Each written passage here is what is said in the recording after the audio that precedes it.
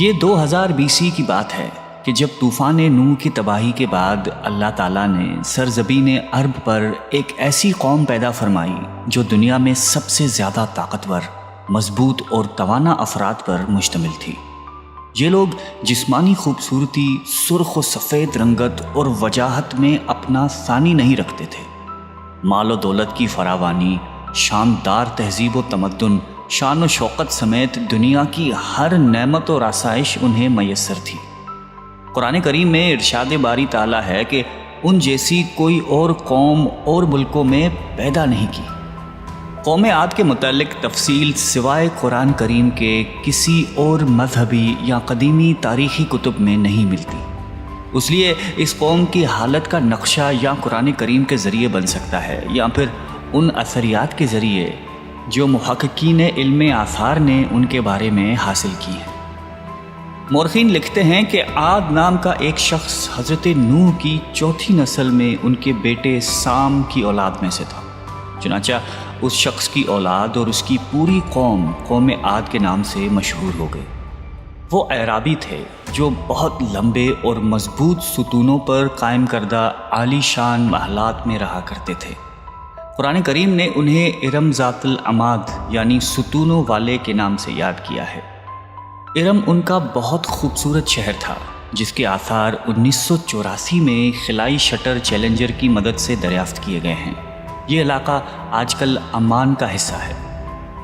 بحریہ عرب اور بحر احمر کے درمیان عمان، حضرموت، بحرین اور مغربی یمن تک ایک وسیع صحرا ہے جسے صحرائے الحقاف کہتے ہیں۔ یہ دنیا کے عظیم صحراؤں میں سے ایک ہے جس کا رقبہ ایک محتاط اندازے کے مطابق 65 لاکھ مربع میٹر ہے۔ اس صحرا میں سفید اور باریک ریت کے ہزاروں فٹ اونچے پہاڑ نما ٹیلے ہیں جہاں کوئی بھی چیز پھینکی جائے تو منٹوں میں غائب ہو جاتی ہے۔ کسی زمانے میں یہ دنیا کا سرسبز و شاداب علاقہ تھا اور وہاں یہ قوم عاد آباد تھی۔ آج یہ بھیانک صحرا اللہ تعالیٰ کی کھلی نشانیوں میں سے ایک اور اہل زمین کے لیے جائے عبرت ہے۔ قرآن کریم میں ارشاد باری تعالیٰ ہے کہ وہ ارم جو ستونوں والے تھے جن کی مانند کوئی قوم ملکوں میں پیدا نہیں کی گئی۔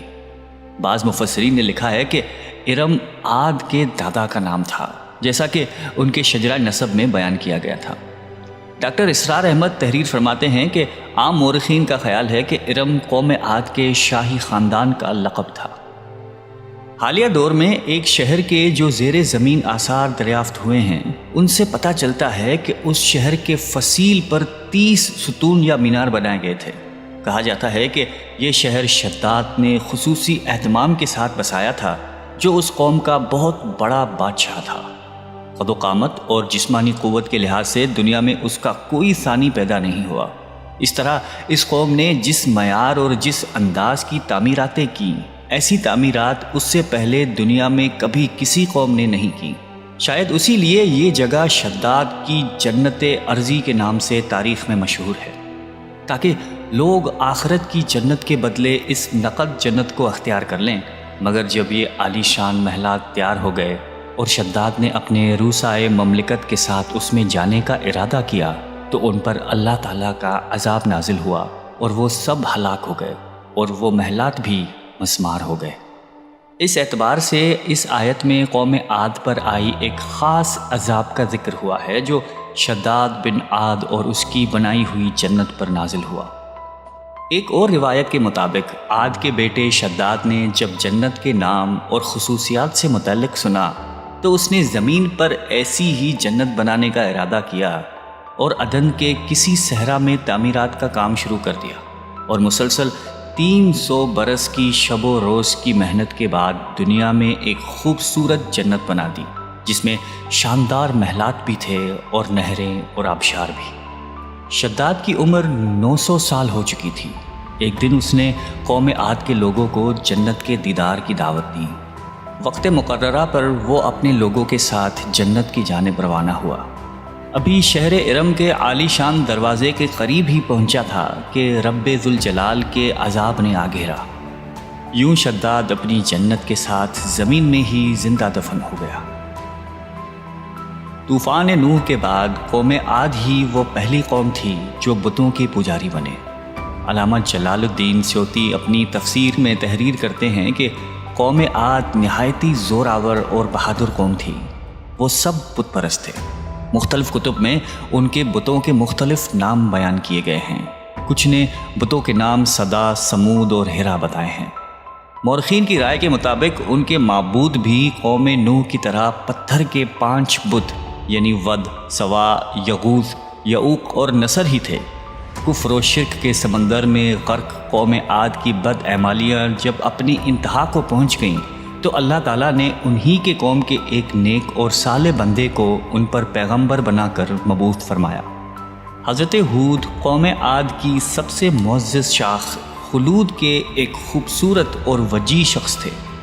حضرت ہود علیہ السلام نے ان سے کہا کہ بھائیو، ایک اللہ ہی کی عبادت کرو، اس کے سوا کوئی تمہارا معبود نہیں۔ قوم عاد کے سرداروں نے جواب دیا کہ تم ہمیں احمق نظر آتے ہو اور ہماری نظر میں تم جھوٹے ہو۔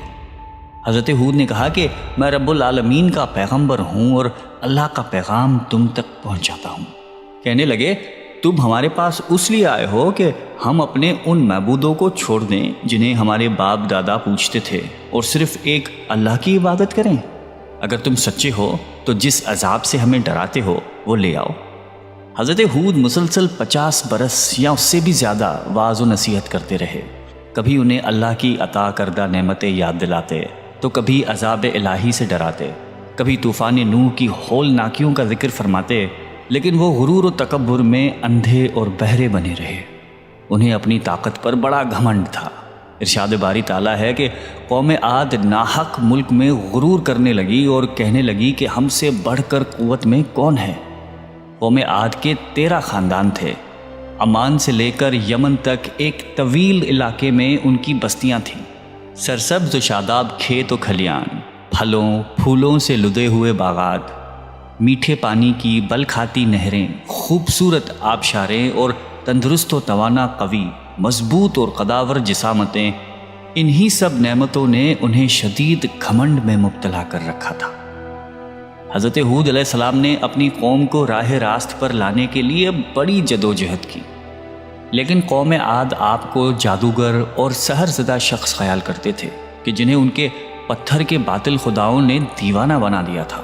بالآخر وہ لمحہ بھی آ گیا کہ جب حضرت ہود علیہ السلام نے بارگاہ الہی میں دعا فرمائی کہ اے میرے پروردگار، انہوں نے مجھے جھوٹا کہا ہے، اب تو میری مدد کر۔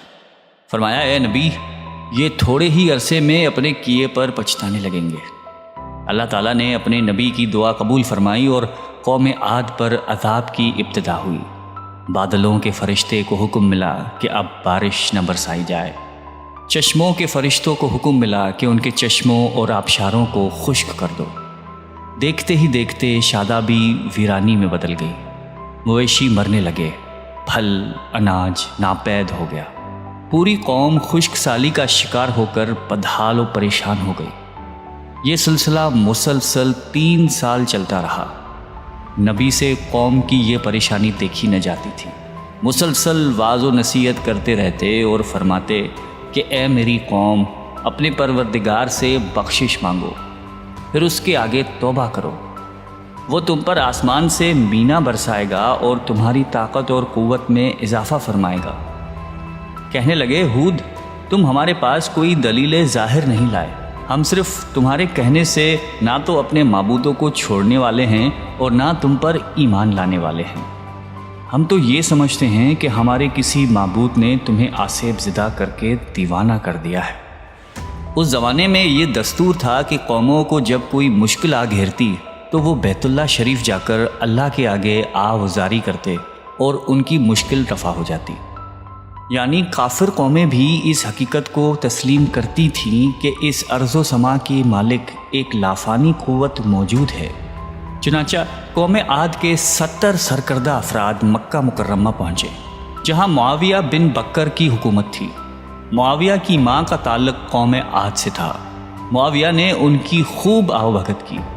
وہ لوگ 1 ماہ تک وہاں رہے اور بارش کے لیے دعائیں مانگتے رہے۔ دعا کروانے والے سردار کا نام قیل بن عنبر تھا۔ اللہ تعالیٰ نے ان پر 3 رنگوں کے بادل بھیج دیے، سفید، سرخ اور سیاہ۔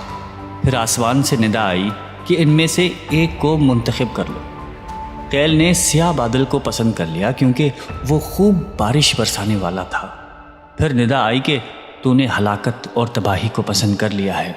چنانچہ اللہ تعالیٰ نے سیاہ بادلوں کو قوم عاد کی جانب ہانک دیا، جسے دیکھ کر پوری قوم خوشی کے شادیانے بجانے لگے۔ ارشاد باری تعالیٰ ہے کہ جب انہوں نے اس عذاب کو دیکھا جو بادل کی صورت میں ان کے میدانوں کی طرف آ رہا تھا تو کہنے لگے یہ تو بادل ہے جو ہم پر برس کر رہے گا۔ تو اللہ تعالیٰ نے فرمایا نہیں، بلکہ یہ وہ چیز ہے جس کے لیے تم جلدی کرتے تھے، یعنی آندھی جس میں درد دینے والا عذاب بھرا ہوا ہے۔ یہ ہر چیز کو اپنے پروردگار کے حکم سے تباہ کیے دیتی ہے۔ گناہگار لوگوں کو ہم اسی طرح سزا دیا کرتے ہیں۔ اللہ تعالیٰ نے یہ عذاب 7 رات اور 8 دنوں تک مسلسل جاری رکھا۔ اس آندھی نے کسی جاندار کو زندہ نہیں چھوڑا۔ غاروں، پہاڑوں، گھروں، محلات اور قلعوں کے اندر سب کو فنا کر ڈالا۔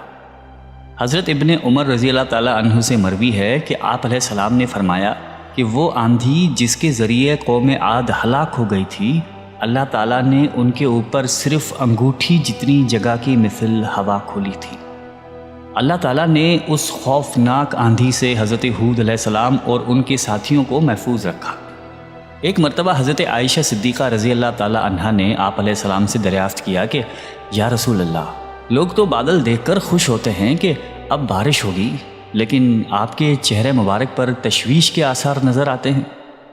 آپ علیہ السلام نے فرمایا کہ عائشہ، اس بات کی کیا ضمانت ہے کہ اس بادل میں عذاب نہیں ہوگا، جبکہ قوم عاد ہوا کے عذاب سے ہلاک کر دی گئی تھی۔ اس قوم نے بھی بادل دیکھ کر کہا تھا کہ یہ بادل ہے جو ہم پر بارش برسائے گا۔ پروردگار عالم نے قرآن کریم میں قوموں کی تباہی کے جو واقعات فرمائے ہیں، ان کا اصل مقصد یہی ہے کہ امت مسلمہ ان سے سبق حاصل کرے۔ اللہ نے قوم عاد کو طاقت و قوت، مال و دولت، شان و شوکت سمیت دنیا کی ہر نعمت عطا فرمائی، لیکن جب اس نے نافرمانی کی اور اپنے نبی کی بات ماننے سے بار بار انکار کیا تو اللہ تعالیٰ نے اسے نیست و نابود کر دیا۔ ہم سب کو بھی انفرادی اور اجتماعی طور پر اپنے روزمرہ کے معاملات کا جائزہ لیتے رہنا چاہیے کہ کہیں ہم جان بوجھ کر یا انجانے میں اللہ اور اس کے نبی علیہ السلام کی نافرمانی کے مرتکب تو نہیں ہو رہے۔